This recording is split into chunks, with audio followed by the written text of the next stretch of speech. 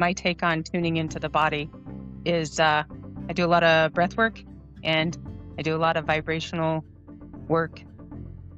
And I think when you know that something is right for you, you have the feeling inside and you're able to act, do everything comes in its own space and in its own time and at the right rhythm. And that's how you know that where you're spending your time and where you're doing your focus is right. It's meant to guide you to practice healthy awareness of time, as well as help you develop wisdom about how time works in your life.